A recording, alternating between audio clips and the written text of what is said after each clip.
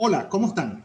Estamos en el Aula Bruguer-Caría. El Aula Bruguer-Caría es un esfuerzo conjunto de la Fundación de Estudio de Derecho Administrativo FUNEDA, encabezada por Belén Ramírez Landaeta, y de Universitas Fundación. Es un espacio para compartir las temáticas más importantes y más actuales del derecho público global. Y uno de los grandes temas, sin duda alguna, es el cambio climático y todo el tema energético. ¿Y cómo se conecta esto con la narrativa de los derechos humanos? Cuando vemos y revisamos un poco de la literatura especializada y vemos quiénes están investigando y publicando sobre el tema, vamos a encontrar una constante. Y vamos a ver que se está haciendo ya un estudio bien global, bien interesante y bien profundo. Y una de esas personas es Henry Jiménez, que viene trabajando este tema ya con una larga data. Cuando vemos el trabajo que viene realizando Henry Jiménez Guanipa y Marisol Luna, ofrecen a la comunidad jurídica una obra bien interesante y que es un aporte imprescindible. La protección medioambiental, el cambio climático y su impacto sobre los derechos humanos, además de la necesidad de una transición en el campo de la energía, son temas que ya forman parte del mainstream del debate y de la vida cotidiana de los pueblos. Esas cuestiones ya movilizan a los dirigentes políticos, a los operadores económicos y a los distintos actores de la sociedad civil. Entonces, esa es la temática. La presentación de esta obra es la conversación que nos va a ocupar en esta sesión del Aula Bruguer-Carías como espacio de la discusión global en los temas de derecho público. Y vamos a tener dos presentaciones, o va a ser hecha a dos manos esta presentación de la obra. En primer momento va a conversar con nosotros Henry Jiménez. Henry Jiménez, que es máster en Derecho por la Universidad de Heidelberg, doctor en Derecho de la Universidad Rothschild. De todas maneras, Henry, te pido que me corrijas la forma y la pronunciación. Investigador visitante del IBE, Uni Bonn y del Instituto de Heidelberg, donde coordina los programas y seminarios internacionales sobre cambio climático, energía y derechos humanos. Es consultor senior en proyectos sobre eficiencia energética y miembro de la firma de abogados Wirth Richthan en Main, Alemania. Pero por otro lado, en la segunda parte de la conversación, vamos a tener a Víctor Hernández Mendible, quien analiza el acuerdo de Escazú y su interrelación con el bloque de la convencionalidad, lo cual puede considerar o puede conllevar a considerar a la Corte Interamericana de Derechos Humanos, que sería un órgano jurisdiccional internacional y regional competente para proteger los derechos humanos reconocidos en el acuerdo de Escazú. Entonces, creo que tenemos el plato servido, vamos a tener una conversación súper interesante y en este momento, y nos vamos a conectar desde Henry, que está en Alemania, y Víctor Hernández, que está desde Dominicana. Ambos profesores venezolanos que están llevando a lo más alto, de alguna manera, la investigación y el orgullo hecho en Venezuela para el mundo. Henry, antes de darte la palabra, discúlpame, quisiera dar ciertas reglas para el debate. Nos encanta que participe, que sea parte de la conversación, pero queremos que esas intervenciones sean por escrito, de manera que puedan hacerla en nuestro espacio aquí del aula virtual, en el chat, y les pedimos que se ajusten a la temática conversada. Una pregunta por cada intervención. En segundo lugar, les rogamos que mantengan sus micrófonos en silencio y que no compartan la pantalla. Entonces, ahora sí, sin más pérdida de tiempo, Henry, el micrófono es tuyo y la pantalla es tuya. Bien, buenas tardes a toda la audiencia, a todos los participantes de este webinar en Venezuela y en toda América Latina o en Iberoamérica. En primer lugar, quiero agradecer a la profesora Belén Ramírez, presidenta de la Fundación Estudios de Derecho Administrativo, por haber hecho posible que este seminario se esté realizando, y desde luego a ti, Julio, por abrir este espacio al debate. Sabemos que ustedes tienen ya tradición en este tipo de eventos. Y también quiero agradecer al colega Víctor Hernández, con quien siempre mantengo mucha relación, y él también ha sido un factor importante para que este evento lo podamos realizar. Bien, dicho esto, me gustaría solamente aclarar que mi presentación en esta oportunidad, porque sé que vamos a tener otras oportunidades, se va a versar básicamente sobre una explicación general sobre la obra y algunos aspectos que posiblemente voy a puntualizar. Este libro, que se titula Crisis climática, transición energética y derechos humanos, que he coordinado conjuntamente con la profesora y colega Marisol Luna de la Universidad de Veracruz, compila varias de las ponencias que se presentaron en la ciudad de Veracruz el año pasado, en septiembre del año pasado, en ocasión de la primera conferencia internacional sobre cambio climático, energía y derechos humanos, que promovimos también la colega Marisol Luna y yo. Al mismo tiempo lo complementamos con otras contribuciones, son en total 33 artículos y 43 colaboradores y expertos de al menos 35 universidades, tanto de las Américas como de Europa, con quienes hemos también compartido desde hace ya más de 6 años en distintos escenarios sobre estos temas, sobre estos debates que se refieren a la línea de cambio climático, energía y derechos humanos. Gran parte de los integrantes o gran parte de los colaboradores son al mismo tiempo miembros de la Red Internacional de Cambio Climático, Energía y Derechos Humanos, que igualmente se constituyó en Veracruz en ocasión de la conferencia internacional a la que ya hice referencia.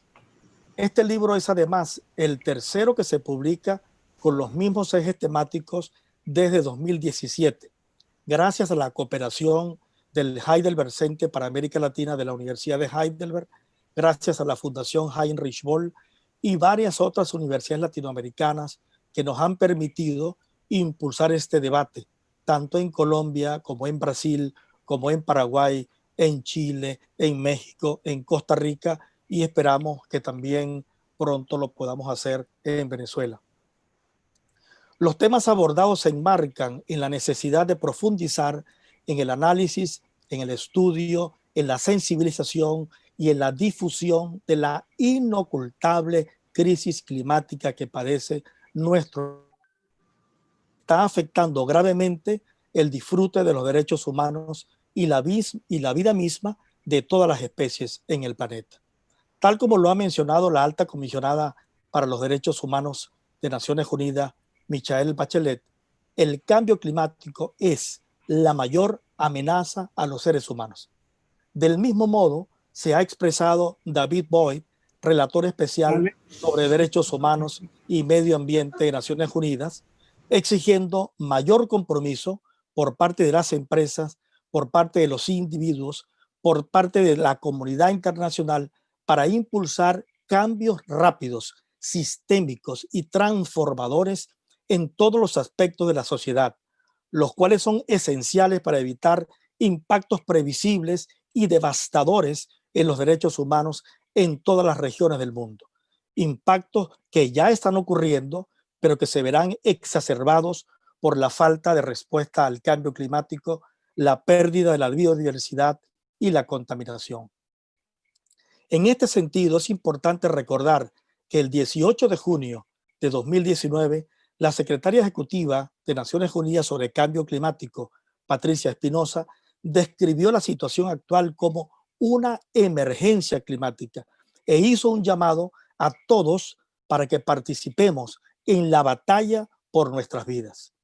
Ante ese llamado, 4 meses más tarde, en noviembre de 2019, el Parlamento Europeo declaró la emergencia climática en la Unión Europea, convirtiéndose en la primera institución en adoptar una medida de esta proporción. Posteriormente le secundaron más de 20 países y más de 500 ciudades en Estados Unidos, en Canadá, en Alemania, solo por mencionar algunas. En América Latina, hasta ahora, solo Argentina ha declarado la emergencia climática, siendo una de las regiones más vulnerables desde el punto de vista de la pérdida de ecosistemas, pero además porque se trata de la región más desigual del mundo con altos niveles de pobreza. Pero además, En noviembre de 2019, más de 11.000 científicos de 153 países hicieron pública una carta en la que advirtieron que la crisis climática se está acelerando más rápido de lo que habían previsto la mayoría de los científicos y que deben introducirse cambios dramáticos en la sociedad para evitar un sufrimiento incalculable.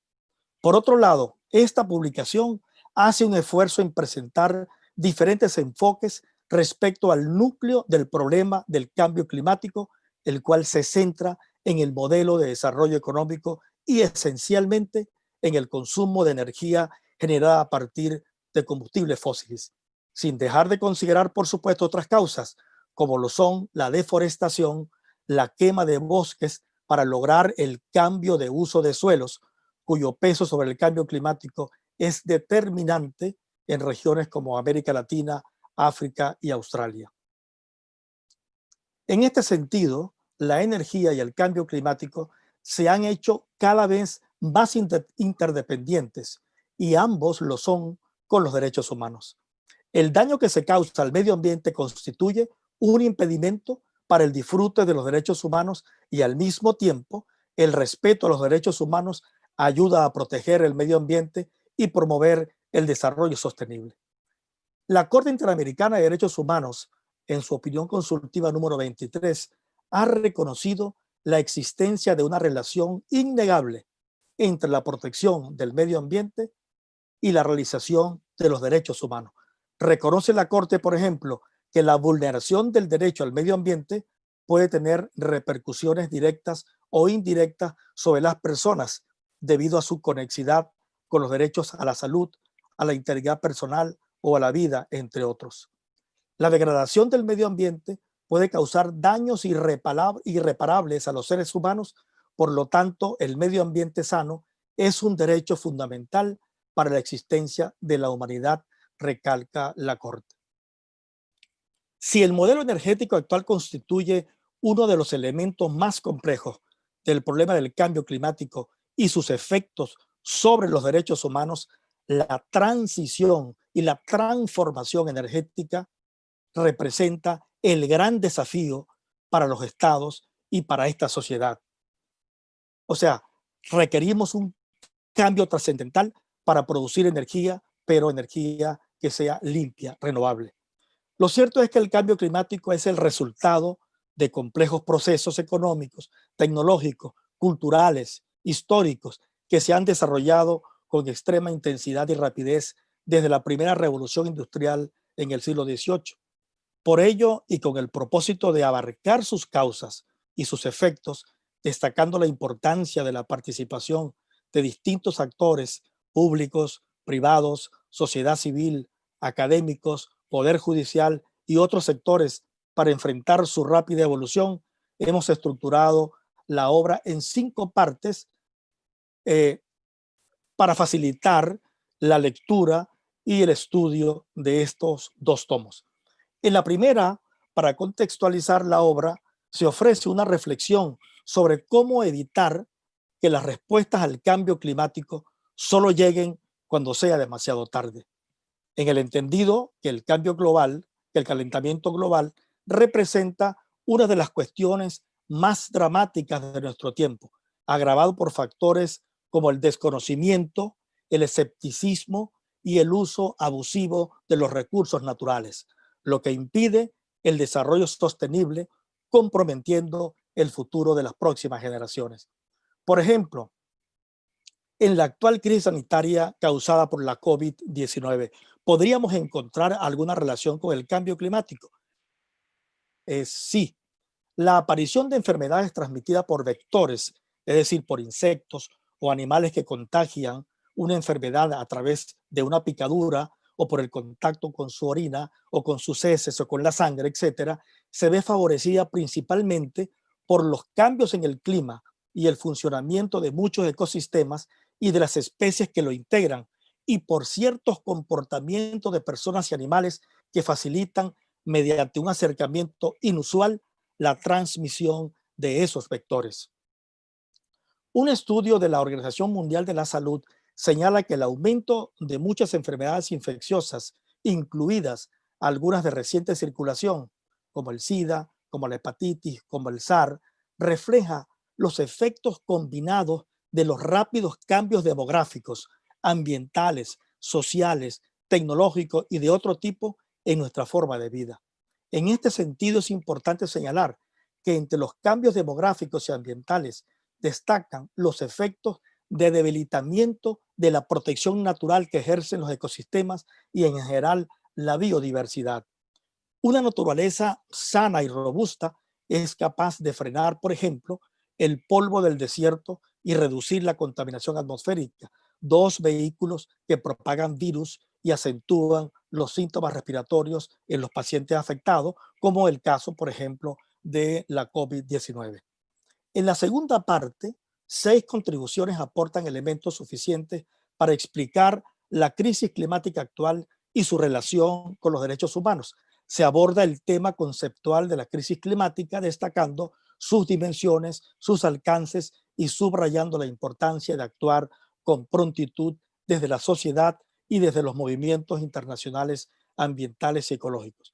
En el ámbito de las instituciones del Sistema Interamericano de Protección de los Derechos Humanos, se destaca, por ejemplo, el compromiso de la Comisión Interamericana de Derechos Humanos en la formulación de estándares en relación con el cambio climático y los derechos humanos.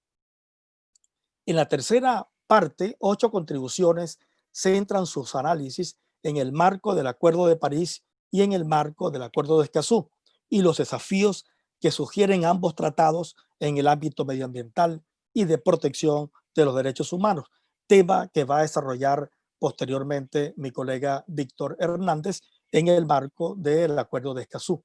En la cuarta parte, 9 autores despliegan sus contribuciones en la protección del medio ambiente y los derechos humanos, mostrando la tendencia progresiva en la configuración de un ius comune o un derecho común del derecho al medio ambiente, acompañado de un análisis sobre diversos instrumentos normativos, desarrollos jurisprudenciales y diálogos anclados en el sistema multinivel de protección de los derechos humanos, mapeando estándares interamericanos y del derecho comparado. La perspectiva europea se incorpora a través del prisma de la jurisprudencia del Tribunal Europeo de Derechos Humanos, con lo cual se demuestra que el derecho a un medio ambiente sano está cada vez más protegido en la dinámica jurisprudencial del Tribunal Europeo de Derechos Humanos. En la quinta parte, a partir del análisis de casos, se examinan los procesos de transición energética en países como Alemania, España, Uruguay y México, así como se elabora un estudio sobre el papel de las energías renovables en el combate al cambio climático. Con este panorama me he permitido mostrar a todos los que participan en este seminario un poco cuál es la idea de estas 2 obras, de estos 2 tomos, que ustedes pueden bajar de forma gratuita de la página, por ejemplo, de la Fundación Heinrich Böll y también del Heidelberg Center para América Latina, e incluso podríamos ofrecer el link a la Fundación, a Universitas, para que también a través del portal de Universitas puedan ustedes bajar sin problema estos libros de forma gratuita, además también de los otros libros que ya hemos publicado y que también son de acceso gratuito. Entonces quedo nuevamente gracias a todos por la atención y quedo a la disposición de alguna pregunta que a bien tengan formularme. Le tomamos la palabra, profesor, y mientras el profesor Víctor Hernández va haciendo los ajustes a los fines de iniciar su presentación, con todo el gusto del mundo, tanto Universitas en sus diversas redes como en el portal electrónico o en el aula virtual, ponemos a disposición para que haga difusión a sus líneas de investigación. Profesor Hernández, no sé si ya está listo para iniciar su ponencia sobre el impacto, la aplicabilidad de este convenio y la posibilidad del conectado con el Sistema Interamericano de Derechos Humanos. Sí, ¿se oye bien? Sí, se escucha bien. Perfecto. Voy a poner la presentación para que la puedan ver. ¿Se ve la presentación?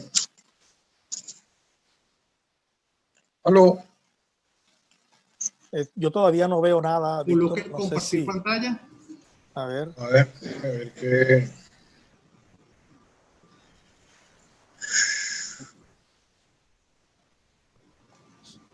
Compartir.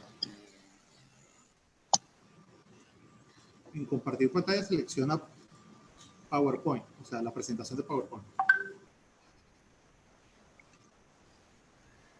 Y además la doctora Belén Ramírez nos va indicando que con todo el gusto del mundo, tanto en la página de FUNEDA como en las redes sociales de FUNEDA, está a disposición para difundir el libro.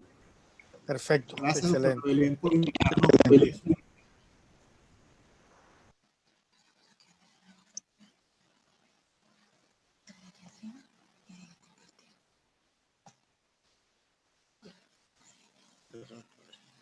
Buenas tardes. Bueno, mis primeras palabras son para agradecer, por un lado, a la Fundación de Estudios de Derecho Administrativo, en la persona de la doctora Belén Ramírez Landaeta, la oportunidad de estar el día de hoy compartiendo con ustedes y hablar del tema que me corresponde sobre uno de los artículos que componen la obra colectiva que el profesor Henry Jiménez ha presentado.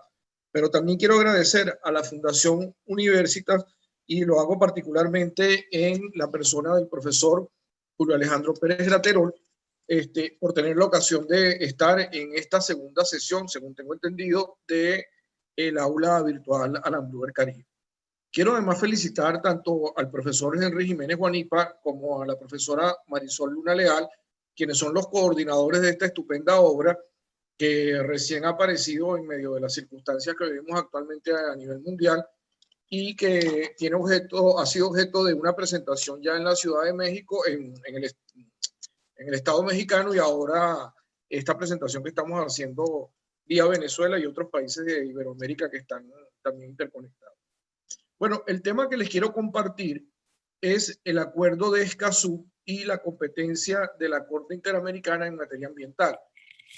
Básicamente, la idea es, el artículo es hacer una introducción sobre aquellos elementos que permiten plantear la discusión o el análisis de si la Corte Interamericana puede llegar a ser un tribunal con competencia jurisdiccional o consultiva para resolver los potenciales conflictos que surjan de la aplicación de este tratado internacional de reciente data, es de marzo del 2018. Y para llegar a esa conclusión, primero hacemos un estudio de los antecedentes regionales, tanto normativos como jurisprudenciales, analizamos, digamos, intensamente, ampliamente el acuerdo de Escazú, vemos la competencia que tiene la Corte Interamericana, cómo se ha ido construyendo y ampliando esa competencia, y formulamos las consideraciones finales. Básicamente eso es lo que les voy a plantear muy brevemente, por supuesto, con mayor extensión lo podrán leer en el trabajo, a todo lo largo del trabajo.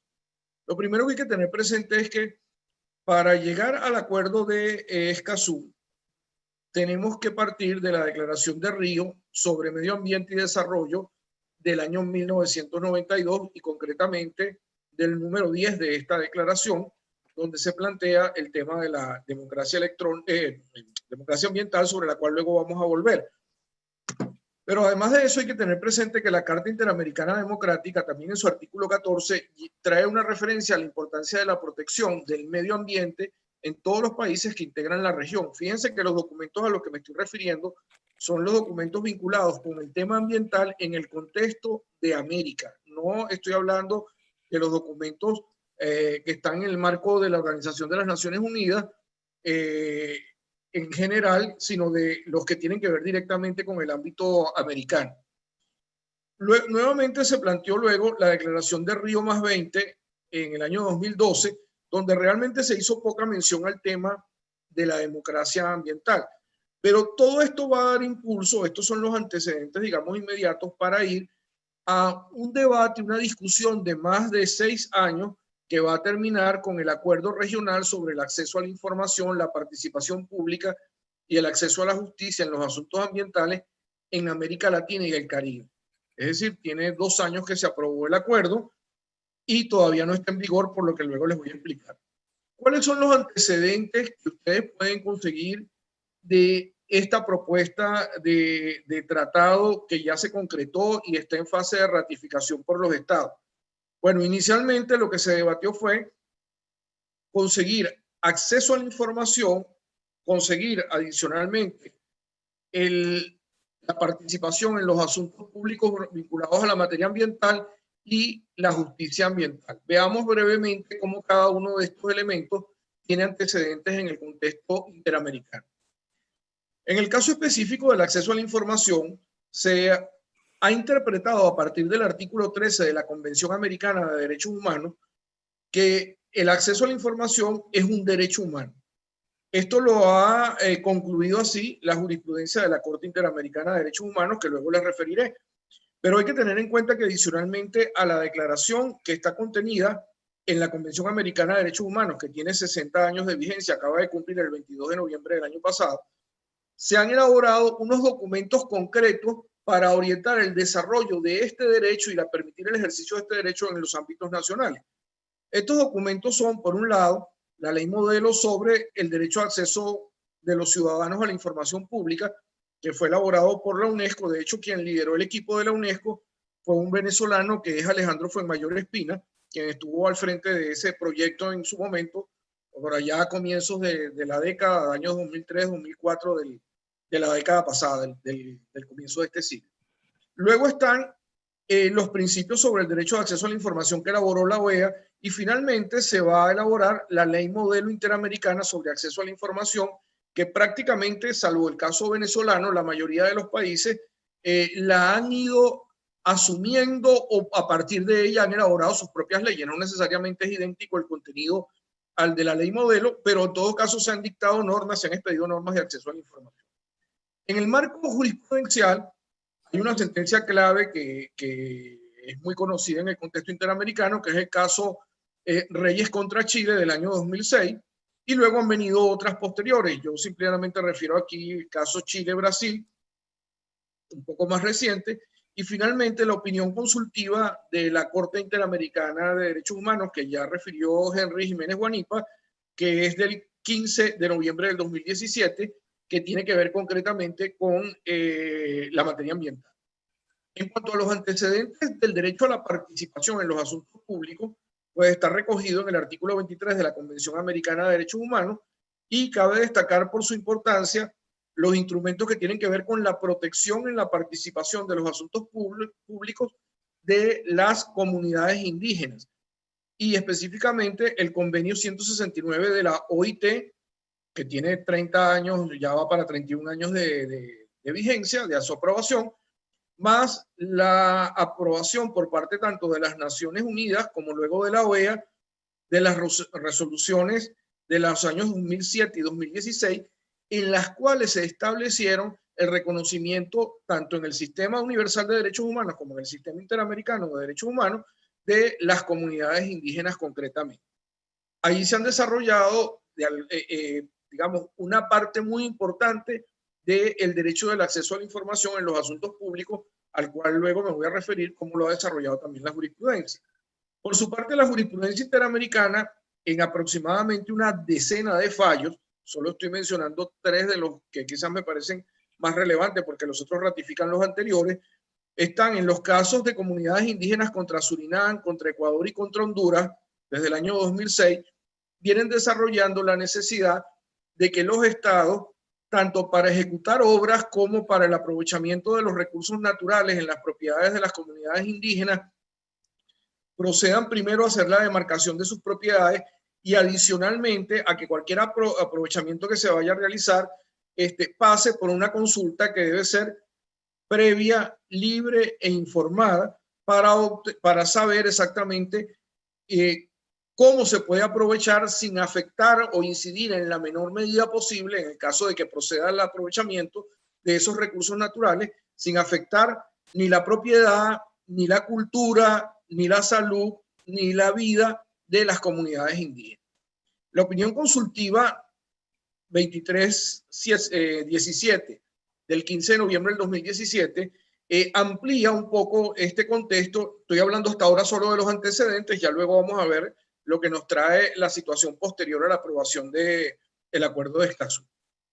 Finalmente, con respecto al acceso a la información, que ha sido interpretado como el acceso a la justicia, que ha sido interpretado como un derecho que está recogido en los artículos 8 y 25 de la Convención Americana de Derechos Humanos, hay también un conjunto de decisiones que la han desarrollado en el caso de comunidades indígenas contra Ecuador, en el caso Furlan versus Argentina, la opinión consultiva de la ET, y recientemente una decisión de este año, del 6 de febrero del 2020, que es de las comunidades indígenas en Salta, en la provincia de Salta de Argentina, contra la República Argentina.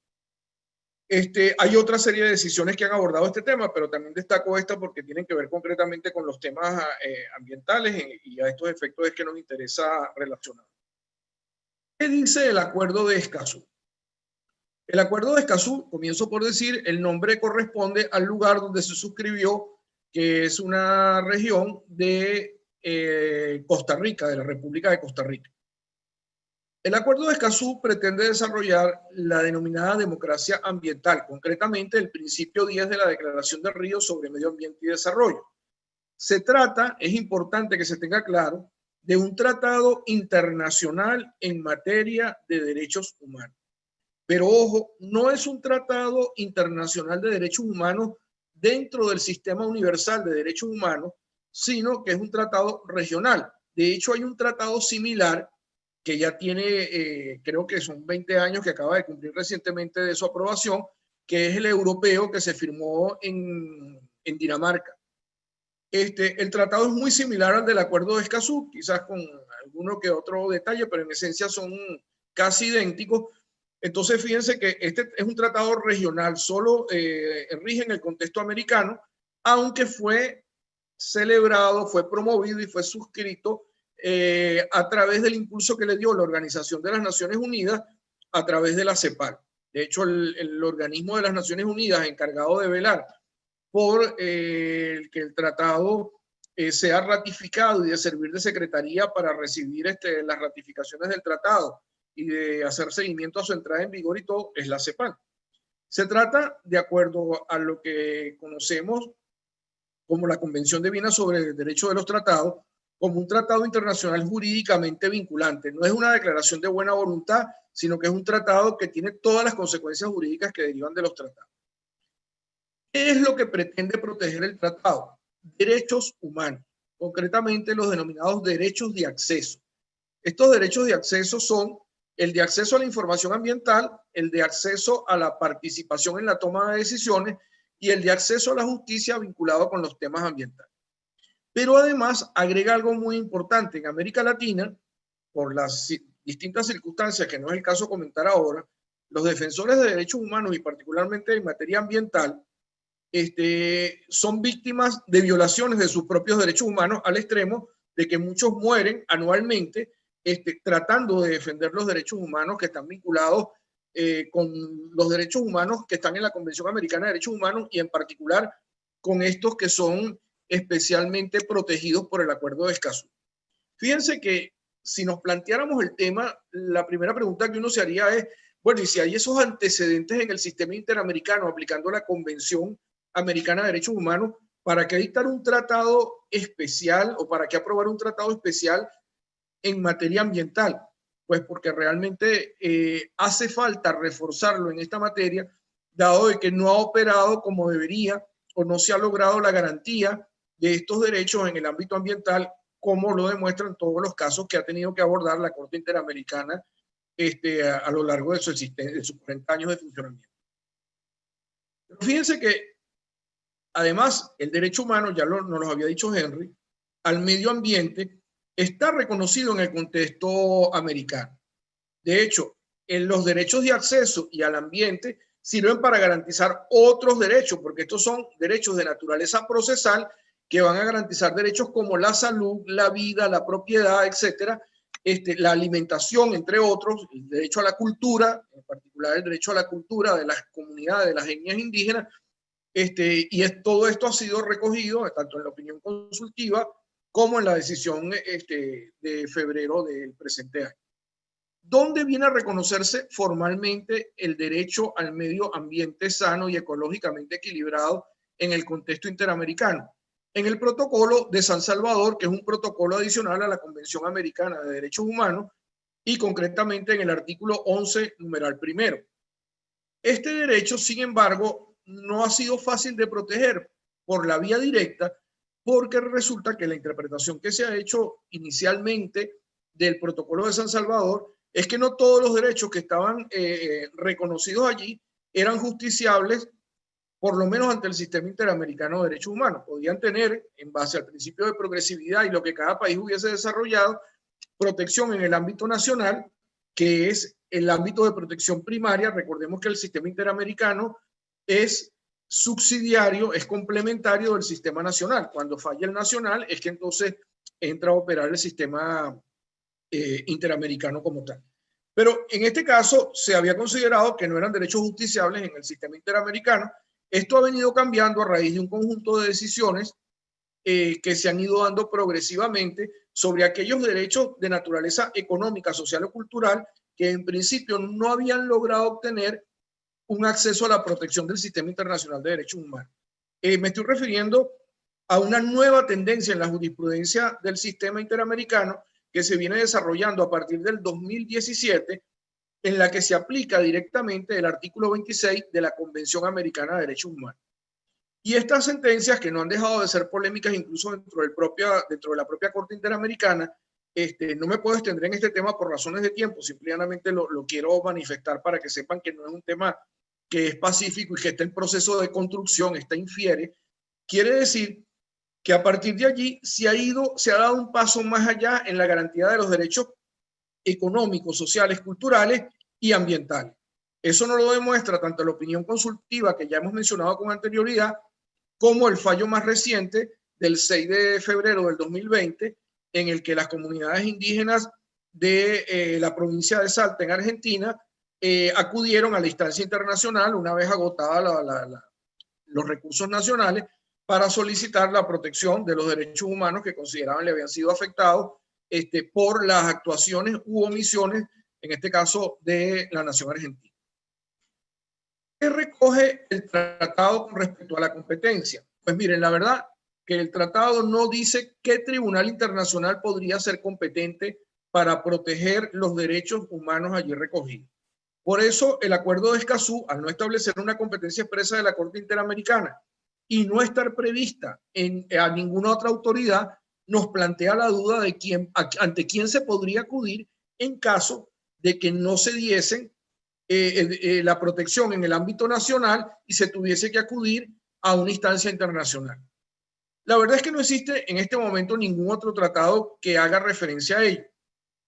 Entonces, de allí nos surgió la duda y de ahí que surge también como hipótesis de trabajo el análisis para llegar a la conclusión que les voy a formular seguidamente de si la Corte Interamericana puede actuar como instancia internacional y regional de protección de derechos humanos reconocidos en el Acuerdo de Escazú.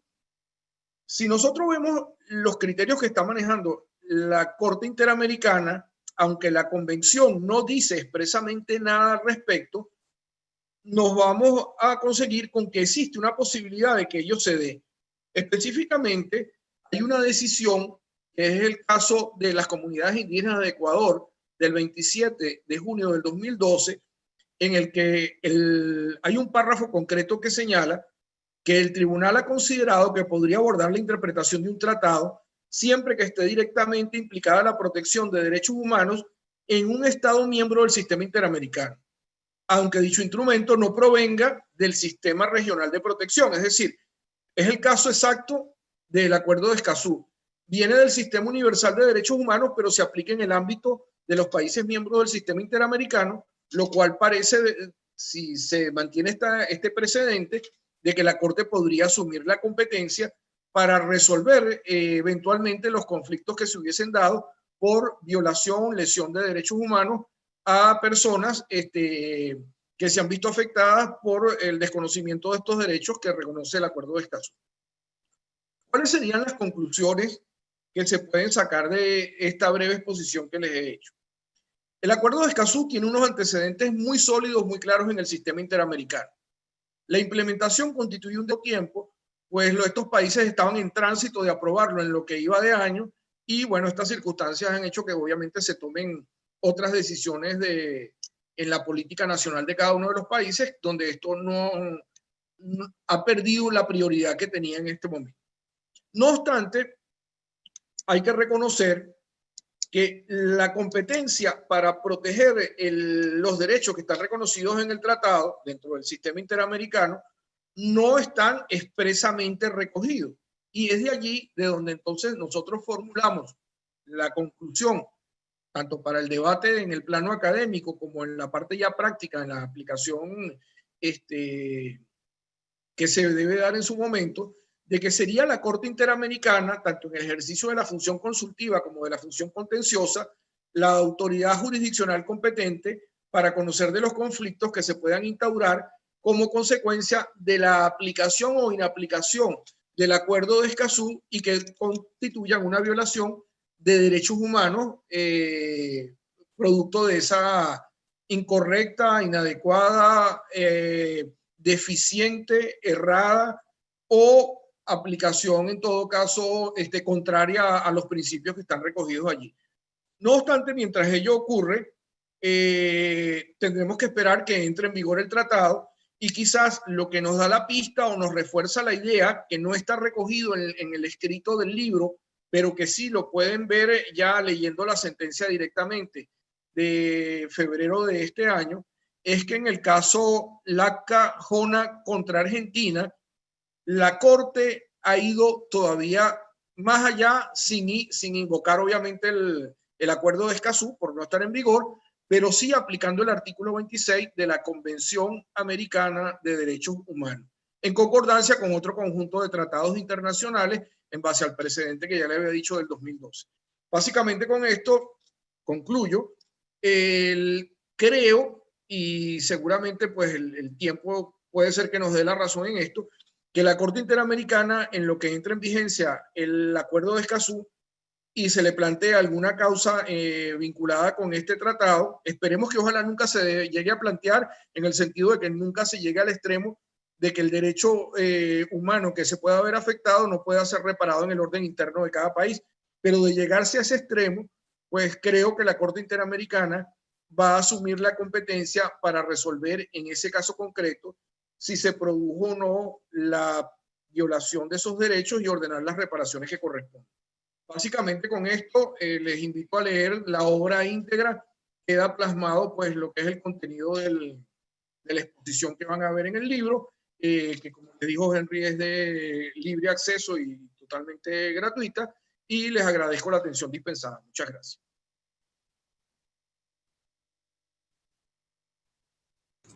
Excelente, de verdad que interesantísima exposición, Víctor. Inmenso trabajo, Henry. Te invitaría, Víctor, para comenzar el ciclo de preguntas y la interacción con nuestro público, que dejes de compartir pantalla para que... Sí, estoy tratando de interacción. Creo que es acá. Ajá. Ok, excelente, gracias. Bueno, ya tenemos bastantes comentarios aquí en nuestra aula virtual. Personas que se están conectando, vemos algunos que se conectan desde Salvador. José Iglesias Cáceres se conecta desde Uruguay. Ana Tortolero Velázquez se conecta desde Maracay, Venezuela. Tenemos conexión de buena parte de Iberoamérica aquí en Martín Ricardo Sánchez. Se conecta desde San Salvador, El Salvador. Ok, veamos algunas de las preguntas con que podemos iniciar nuestro debate. Recuerden que el día de mañana tenemos una intervención que en la mañana arranca con una visión desde Paraguay. Tenemos el impacto del COVID-19 en las relaciones laborales del Paraguay y vamos a tener exposición de 3 ponentes de la Asociación de Laboralistas de Paraguay. En horas de la tarde vamos a tener una intervención desde México sobre análisis criminológico con el profesor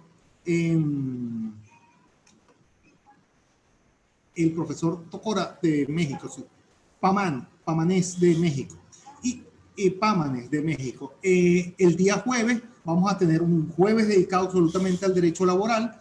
Arrancamos en la mañana con la intervención del profesor Ezequiel desde la universidad, desde San Martín. Y en horas de la tarde del día jueves nos conectamos con Colombia, con la profesora Martelisa Monsalve, directora del ILTRAS. El día viernes cerramos desde la mañana, tenemos la sesión privada con AVEDA, Asociación Venezolana de Derecho Tributario, y con una intervención a las 11 de la mañana tocando el tema de información y datos con el profesor Jun Caballero. En la tarde cerramos con marketing para despacho de abogados. Bueno, yo creo que con eso ya nos ponemos al día con relación a toda la actividad que tenemos para el resto de la semana. Tenemos una primera intervención de Rubel, que está aquí en nuestra sala virtual, que indica: buenas tardes. La Corte Penal tiene estipulados los delitos ambientales como violación de los derechos humanos. No sé cuál de los dos profesores quisiera intervenir primero con relación a ese punto. Víctor, Henry. Si quieres hablar Henry primero y luego puedo hablar yo. Perfecto. Y repito, la Corte Penal tiene estipulados los delitos ambientales como violación de derechos humanos. Profesor Henry.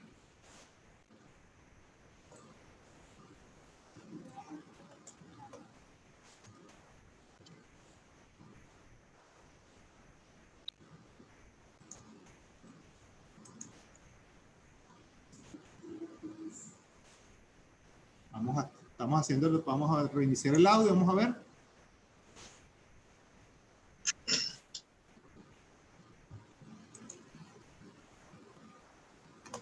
Bueno, sí. Quinto intento de reiniciar el audio. Si quieres, Víctor, vas adelantando mientras ajustamos el audio de Henry. Perfecto. A ver, yo no soy penalista, por supuesto, no me desempeño en el área penal, pero de lo que recuerdo haber leído del Tratado de Roma, no tengo claro que tenga competencia la Corte Penal Internacional para conocer de delitos en materia ambiental, porque están más dirigidos a la protección de crímenes masivos de violación de derechos humanos por parte de autoridades gubernamentales. No tengo claro que sea así. Tendría que leer el tratado nuevamente y para darle con mayor certeza una opinión sobre el tema, pero no recuerdo haber leído alguna cuestión que estuviera vinculada con temas propiamente ambientales.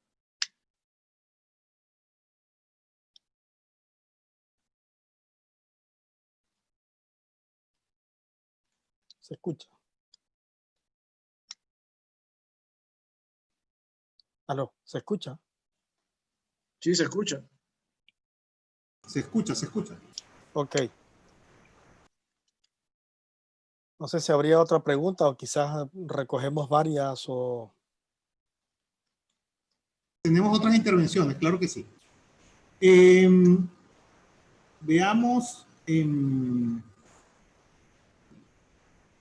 YouTube, Nelimar Rincón Peña indica lo siguiente: en caso de nuestro país, Venezuela, la huella ecológica que dejamos las personas es poca, creo yo, pero el Estado sí deja una huella grande gracias a tantas explotaciones. Los ciudadanos, quedó la idea incompleta ahí, los ciudadanos en todo caso, en todo este trabajo dedicamos las personas como ustedes, se harán realidad cuando... Creo que esta idea quedó, ahorita podemos revisar, sería interesante, Nelimar, que estás en YouTube, que completes un poco la idea y ahorita revisar. Vamos a revisar esta. Andrea, que está aquí, Andrea Lucas, se conecta desde aquí en nuestra aula virtual. Gracias por la actividad. Una pregunta para el profesor Henry. ¿Cuáles serían los efectos de esta baja del precio del petróleo fruto de la pandemia que puede avisorar? ¿Qué impacto tendría esta baja, el COVID-19 y la baja petrolera en todo este contexto? Una pregunta muy interesante y además muy actual, ¿no? En primer lugar, hay que decir que la actividad petrolera mundial, es decir, todo lo que es la actividad, o mejor dicho, la quema de combustibles fósiles, se han visto, como todos lo sabemos, reducidos en un porcentaje sumamente alto, y esto ha permitido que las emisiones en estos últimos 2 meses hayan bajado de forma muy impactante. De hecho, se calcula que al menos el 30% de las emisiones han podido bajar, y por eso en algunas ciudades ustedes ven que animales silvestres han salido a ocupar un poco algunos espacios que han dejado libres los seres humanos. Ahora, en cuanto a la caída del precio del petróleo, yo creo que esto, de hecho, hoy publiqué un pequeño artículo que se llama "La COVID-19 lleva a la UCI a la industria petrolera", o sea, lleva a terapia intensiva a la industria petrolera. Esto lo digo porque soy un convencido de que estamos transitando un proceso de grandes transformaciones y que probablemente la COVID-19 ha venido a nosotros de una forma, de hecho, hasta provocada por el mismo ser humano, por lo que explicaba, que hemos invadido los espacios, hemos invadido la biodiversidad, nos hemos acercado a los vectores y los vectores ahora vienen a nosotros. Esto está produciendo un aceleramiento de esta transformación. ¿Por qué? Porque definitivamente la cultura a la cual nos hemos hecho adictos, la cultura al petróleo, al gas y al carbón, está llegando lentamente a su final. Ese final no es necesariamente 1 año, ni 3 años, ni 10 años. Es un proceso, es una etapa. Y definitivamente yo creo que esta caída va a hacer reflexionar a muchos gobiernos, va a hacer reflexionar a muchos académicos, va a hacer reflexionar a muchos empresarios que van a ver que la inversión en energías convencionales, la inversión en petróleo y en gas ya no va a ser rentable, ni sostenible, ni sustentable en el tiempo. Es decir, invertir hoy como se hacía antes, a 20 o a 30 años, eso va a ser prácticamente imposible. Recuerden ustedes, por ejemplo, en el caso de Venezuela, que en el año 43, cuando se firmó la ley de hidrocarburos del 43, se otorgaron concesiones por 40 años. Ustedes podrían pensar que eso ocurriría nuevamente, que algún gobierno o alguna empresa va a invertir a 30 o 40 años en petróleo y gas. Definitivamente no. Y las evidencias muestran que la movilidad eléctrica avanza a un ritmo importante, no al que deseamos que avance, pero está avanzando. Yo creo que esta caída de los precios va a poner a pensar a mucha gente y a muchos empresarios. De hecho, en Europa se está celebrando una especie de cumbre, una cumbre verde, para echar las bases de una reconstrucción por la vía de una agenda verde, por la vía de un pacto verde, y que vaya dejando atrás las energías fósiles. Gracias, Henry. Desde YouTube se conecta el profesor Alberto Blancuribe. Indica lo siguiente: plenamente de acuerdo con mi apreciado y amigo Víctor. Saludos desde Francia. Saludos.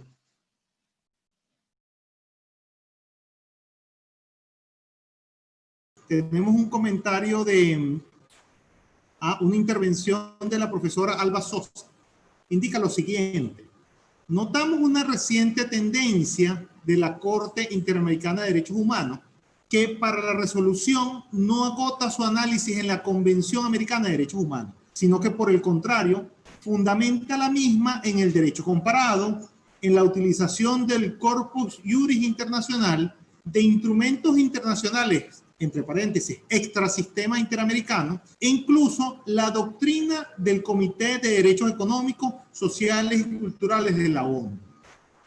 Continúa la afirmación: la utilización del derecho comparado para fundamentar las decisiones de la Corte Interamericana de Derechos Humanos se ha manifestado, y hace referencia a la opinión consultiva del 15 de noviembre de 2017, caso Medio Ambiente y Derechos Humanos, las sentencias de caso cesado de Petroperú, Miguel Sosa versus Venezuela, Poblete Vilches, caso Coscul-Piraval, y dice, y concluye con la siguiente pregunta: en su opinión, o cuál es su opinión al respecto, profesor Víctor. Creo que entiendo que es pregunta para usted.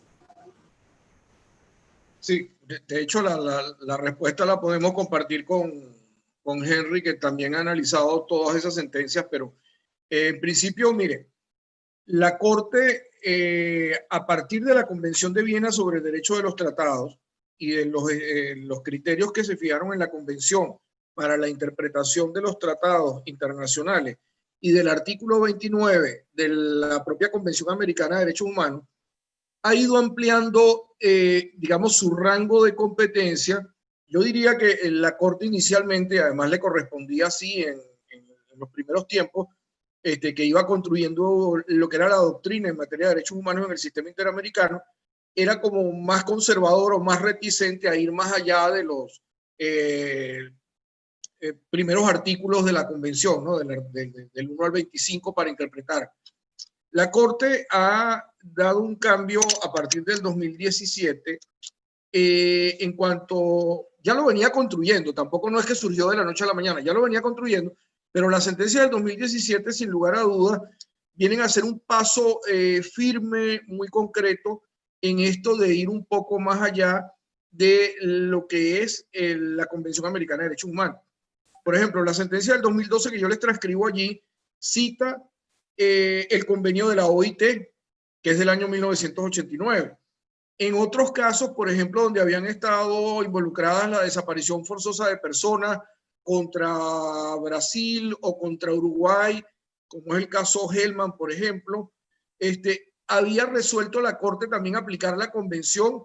Incluso en el caso Hellman recuerdo concretamente que aunque la convención, el tratado especial de la protección de la desaparición forzosa de personas fue posterior al tiempo de la dictadura, lo que invocan en definitiva los abogados de la República del Uruguay es, oiga, pero no nos puede aplicar el tratado internacional de manera retroactiva. Y la Corte le dice, bueno, efectivamente el tratado no estaba vigente al momento en que ocurrieron los hechos, por lo cual no le estaría aplicando el tratado con respecto a los hechos, pero a la no investigación posterior al momento en que entró en vigencia el tratado, que pasaron todos estos años y no hubo investigación de la violación de la denuncia de los derechos humanos, sí.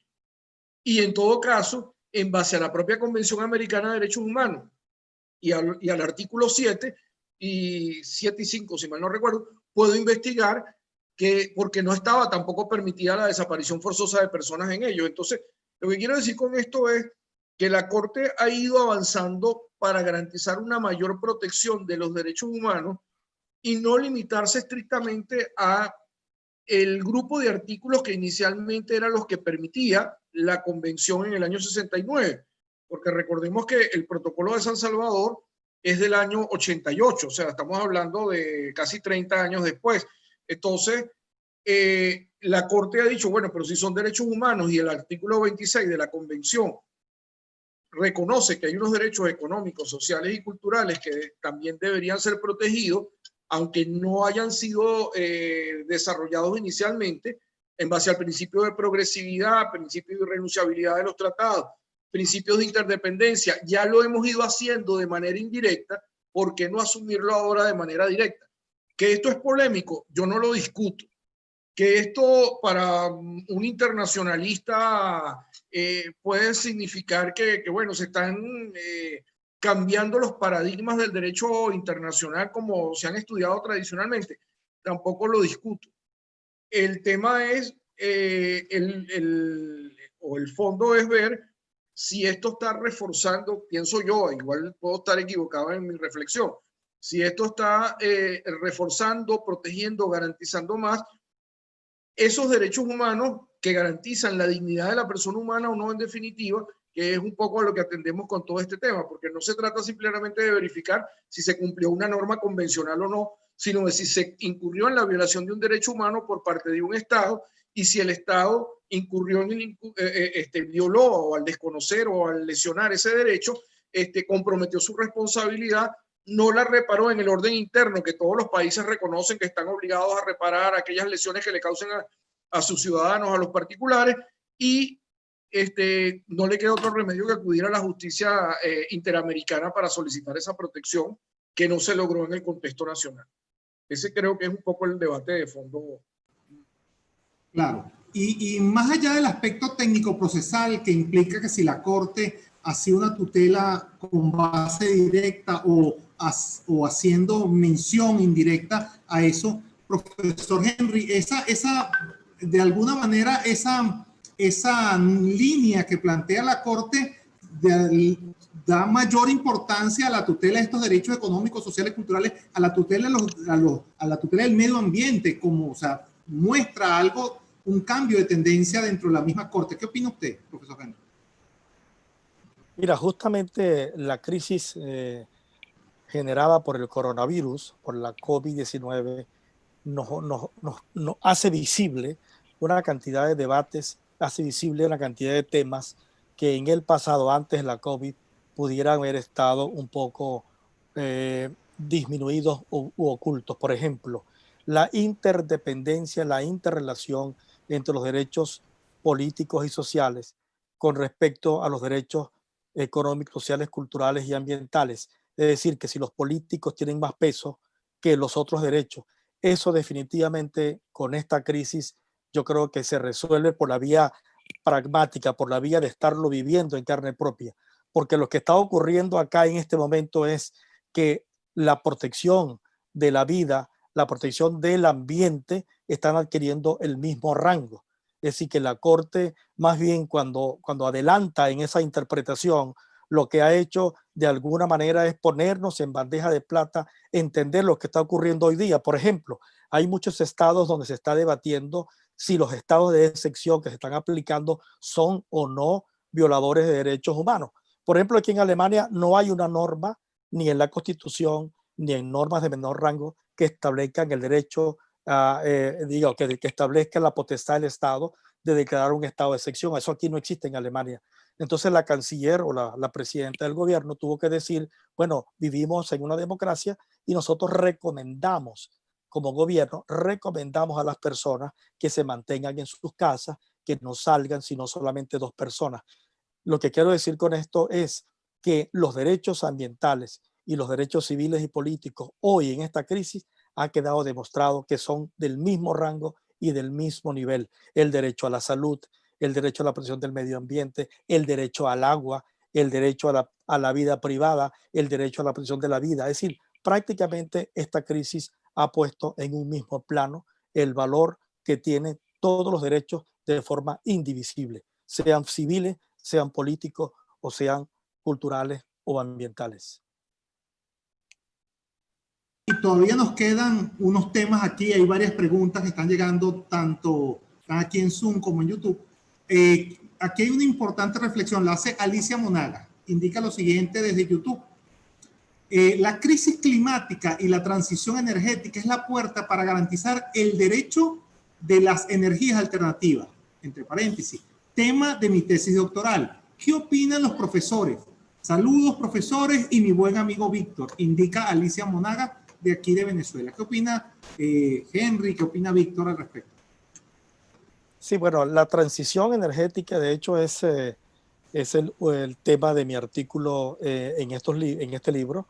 Y con mucho gusto en otra oportunidad podemos tener una clase o una conferencia para este tema, porque es un tema también igualmente complejo desde muchos puntos de vista. Transitar hacia las energías renovables es una aspiración, es un deseo de esta sociedad.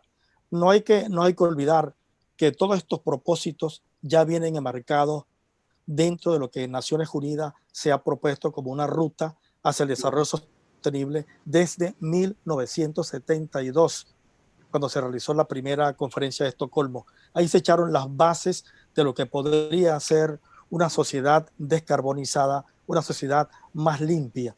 Porque lo que ha ocurrido con el petróleo, con el carbón y también con el gas natural es que se agotó el espacio posible, se agotó la posibilidad de que el planeta pueda procesar las emisiones de estos gases. Es decir, ya la biosfera no aguanta más, estamos tirando a la biosfera materiales radioactivos, contaminación de las aguas, todo. Estamos lanzando a la litosfera, estamos lanzando a la atmósfera más gases de efecto invernadero de lo que puede ella misma procesar, de lo que ella puede limpiar. Los bosques ya no pueden tampoco, los bosques son capaces de procesar hasta el 20% del CO2, pero los estamos destruyendo. Entonces esa cantidad también se va disminuyendo. Los océanos también son capaces de poder asimilar mucho de este CO2, pero también lo estamos acabando, porque estamos acabando los manglares, estamos acabando los arrecifes, los corales, donde se genera ese pulmón, esa capacidad de procesar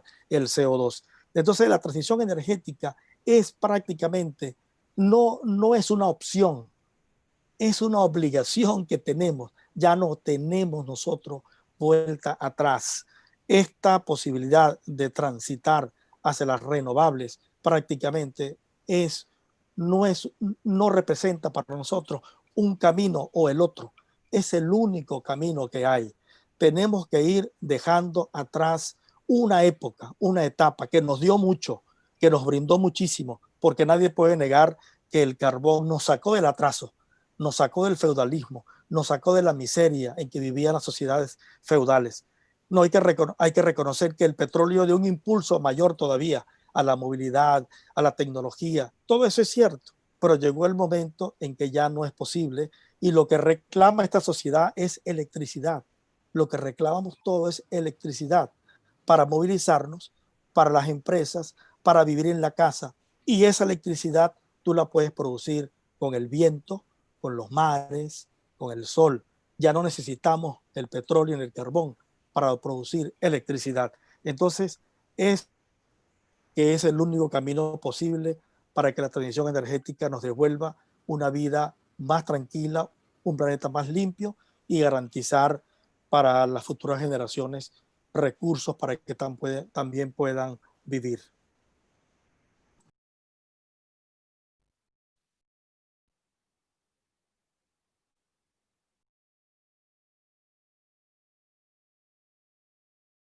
Víctor, ¿querías hacer algún comentario al respecto?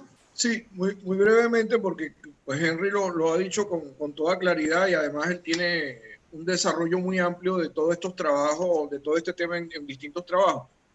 En primer lugar, pues saludar igual a Alicia, que fue compañera de promoción hace 30 años y luego de la especialización de Derecho Administrativo, y se ha dedicado también a la docencia durante muchos años en el área de Derecho Administrativo. Mire, sobre el planteamiento que ella hace, básicamente, pues creo que una de las ideas, parte de lo que son los Objetivos del Desarrollo Sostenible, aprobado por las Naciones Unidas en 2015, digamos, como antecedente más reciente, porque podemos buscar otros más remotos a partir de la Declaración de Desarrollo Sostenible, ¿no?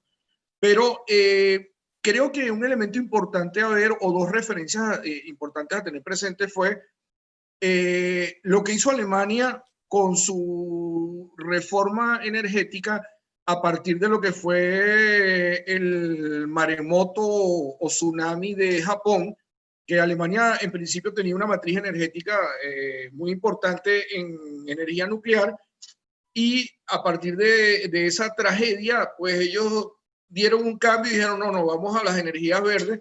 Incluso la señora Ursula von der Leyen, que ahora cuando se nos presentó en octubre pasado, bueno, antes de octubre, para asumir el puesto que ocupa actualmente en Europa, en la Unión Europea, habló de un New Deal Green, ¿no? Un nuevo ideal verde, y ha apostado también a todo este proceso de transición energética. Y yo creo que esto además está en sintonía con algo que pasó el año pasado en el mes de junio, que fue que la Unión Europea aprobó su paquete de reforma energética muy importante, sobre todo en el ámbito energético, que es todo lo que está apuntando Henry, ¿no? Es decir, esto no tiene vuelta atrás, no importa lo que Venezuela es un país productor de petróleo y pues creo que se han cometido muchos errores que no es el caso de entrar a evaluar ahora, pero el tema de las energías renovables y de la sustitución progresiva de los hidrocarburos por fuentes de energía renovable es algo que es inevitable. Es algo que es inevitable y no hay que... Entonces, lo que hay es que profundizar en eso. Yo incluso invito a Alicia que luego ya pues, nos comuniquemos para facilitarle alguna literatura que le pueda servir para la tesis sobre este tema que está investigando concretamente. Bueno, quisiéramos seguir conversando de este tema. Vamos a tener otras oportunidades, Víctor, Henry. Y esto es el aula Bruber Carías. Es encontrar un poco y conectar esas tendencias globales, esos temas importantes y actuales desde Alemania, personas, un profesor que está en Dominicana, un parte del público que está en Uruguay o El Salvador, o vemos que hay unas personas conectadas en Venezuela, y es tratar de conectar a los interesados en el derecho público global con esas narrativas que están cambiando y que nos están preparando para esa nueva humanidad. Quisiera que un mensaje final, tanto de Víctor como de Henry, ¿qué quisieran dejar a esta audiencia global? Bueno, yo quisiera invitar a todos los participantes de esta aula Bruber Carías, no solamente a que lean los libros, no solamente a que bajen estos libros y los estudien, porque hay mucho material, no solamente este que nosotros hemos concluido, sino invitarles realmente a una profunda reflexión de qué es lo que realmente debemos hacer y cómo lo debemos hacer. Ahí tenemos el caso de Venezuela. Yo tengo muchos amigos, muchos colegas en el país y con ellos hablo con cierta frecuencia y muchos de ellos todavía se mantienen una actitud de resistencia, es como una nostalgia, ¿no? Es como nosotros somos el país rico, tenemos las reservas más importantes del mundo de petróleo, vivimos como aquello de un sueño que fue, pero que no se cristalizó en una transformación como quizás todos hubiéramos deseado. Venezuela contó en estos últimos años, como también otros países petroleros, con la mayor bonanza, con los precios más altos durante más tiempo. Eso lamentablemente, desgraciadamente y con mucho dolor lo digo, se perdió esa oportunidad de con tanto dinero haber impulsado una gran transformación energética. Ya que mencionó Víctor el caso de Alemania, Alemania en el año 92 solo producía 3% de su energía eléctrica a través de fuentes renovables. Pues aquí no hay inmensos ríos como los tenemos allá en Latinoamérica, no tenemos un Caroní acá, pero ellos se dieron cuenta con la crisis del petróleo de los años anteriores, de los 70 sobre todo, se dieron cuenta que habían quedado muy frágil, muy débiles frente al embargo petrolero que habían aplicado los países de la OPEP y decidieron poner en marcha un proceso. Aprobaron una primera ley en el 92, que esa ley solo permitía, o mejor dicho, esa ley era para obligar a las empresas generadoras de energía eléctrica a través del carbón y atómica. Esa ley les permitía, les obligaba a aceptar transmitir o transportar energía eléctrica producida a través de fuentes renovables.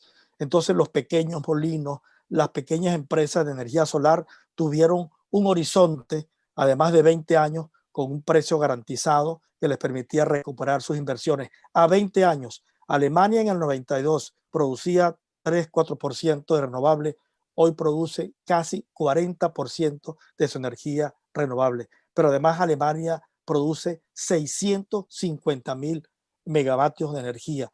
Esto es una cantidad asombrosa, porque Venezuela en sus mejores tiempos tenía la capacidad de producir 36.000 megavatios. Aquí se producen 650.000 megavatios.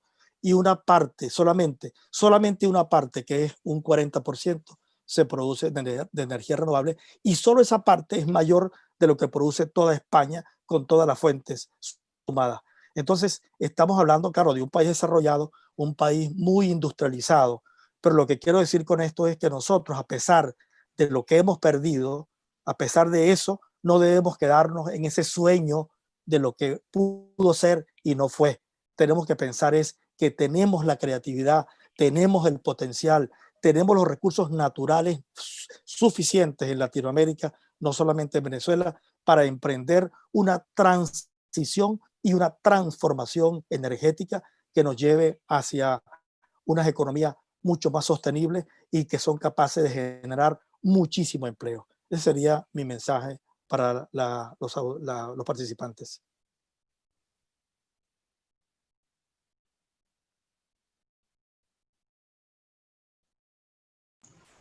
Víctor, ¿cuál sería tu mensaje final para la audiencia? Sí, bueno, yo quiero transmitir un mensaje en el caso concreto de los venezolanos e incluso de los que no están en Venezuela, pero que igual es de esperanza, ¿no? Lo primero que hay que ver es que el futuro nos depara grandes retos y hay que verlo con optimismo. O sea, no vamos a entrar ahorita, o ya estamos en una recesión económica mundial, estamos atravesando la crisis sanitaria, pero bueno, estos son momentos, hace un siglo, en el año 29, también hubo una crisis económica tremenda en medio de una y otra guerra mundial. También hubo una pandemia mundial en el año 18, es decir, no es que nosotros estamos experimentando algo que la humanidad no ha vivido antes, y después de eso la humanidad ha seguido existiendo y ha salido adelante y ha progresado más. De esto vamos a salir, vamos a progresar concretamente para los países de Iberoamérica. A mí me gusta transmitirles lo siguiente: tenemos que proteger los derechos humanos. El Estado está para servir a las personas y no las personas al Estado. Los derechos humanos, la garantía de la dignidad de los derechos humanos es fundamental. Para ello, el debate que existe hoy en día instaurado de si la energía eléctrica, del cual Henry ha hablado en otras ocasiones, o la energía en general, pero en particular la eléctrica, es o no un derecho humano, ese es un debate que hay que mantener. Hoy en día no podríamos estar conectados sin energía. El agua como derecho humano ya fue reconocido por las Naciones Unidas, pero en el caso concreto de Venezuela, donde un porcentaje importante de la población, con los ríos, con todo lo que hay, no cuenta ni con energía eléctrica ni con agua potable, saquen la cuenta solo de los 2 derechos humanos que se estarían allí violando, más todos los derivados de eso, como tienen que ver con el tema de la salud, con el tema de la vivienda, con el tema de la educación, porque pues no están en las condiciones adecuadas, dignas para que una persona pueda vivir. Entonces, estos derechos hay que rescatarlos, hay que restituirlos, y que todas las personas, con independencia de su situación particular, de su nivel de vulnerabilidad, de su condición social, de su condición étnica o etaria, puedan disfrutar de los derechos. Y para ello, pues tendremos que trabajar, inmediatamente cambien las circunstancias en el país, para poner en marcha un gran plan de reconstrucción, que es lo único que va a permitir que estos derechos se restablezcan a todas las personas que actualmente no disfrutan de ellos. Apartando el caso estrictamente venezolano, en Iberoamérica hay que seguir trabajando. Si ustedes ven las sentencias recientes de la Corte Interamericana de Derechos Humanos, no hay un país que se salve donde no se violen los derechos humanos, por una razón u otra, pero en todos han sido condenados por violaciones de derechos humanos, por lo menos todos los que son suscriptores de la Convención Americana. Entonces, ¿qué quiere decir esto en la práctica? Los estándares que se están estableciendo en las decisiones de la Corte Interamericana son criterios que nos sirven no para luego, cuando vayamos en el futuro a la Corte Interamericana a defendernos o a plantear un caso, es que nos deben servir para corregir a nivel nacional y evitar tener que incurrir en la violación de esos derechos, y en el caso de que se produzcan, repararlos internamente sin tener que ir a las instancias internacionales. Esto es básicamente lo que quiero transmitir de cierre.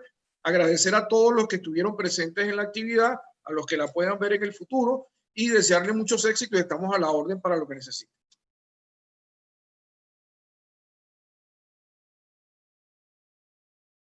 Gracias, Víctor. Gracias, Henry. Y recuerden, este espacio, el Aula Bruguer Carías, como un sitio de encuentro del derecho público iberoamericano, solo es posible gracias al esfuerzo conjunto de la Fundación de Estudio de Derecho Administrativo FUNEDA, encabezado su trabajo por la doctora Belén Ramírez Landaeta, y Universitas Fundación. ¿Te pareció que este tipo de actividades académicas son las adecuadas? ¿Te gustó esta videoconferencia? Ayúdanos. ¿Cómo? De muchas maneras. Una de ellas es compartir las invitaciones a nuestros eventos y seguir nuestras redes sociales. Profesor Henry, me acaba de escribir la doctora Belén, indica que con todo el gusto del mundo, desde ya va a difundir el libro o los 2 tomos del libro del trabajo que acabamos de presentar, y le indico que si les interesa desde ya tener acceso a ese trabajo fabuloso, pueden afiliarse al canal de Telegram de Universitas, y ahí ya está esperando por ustedes esa obra. De manera que no nos queda más que despedirnos. Nos vemos la próxima semana, 4 de la tarde, hora Venezuela, donde es el próximo encuentro del Aula Bruguer Carías de Derecho Público. FUNEDA y Universitas se conectan con ustedes. Hasta luego. Muchas gracias, muchísimas gracias.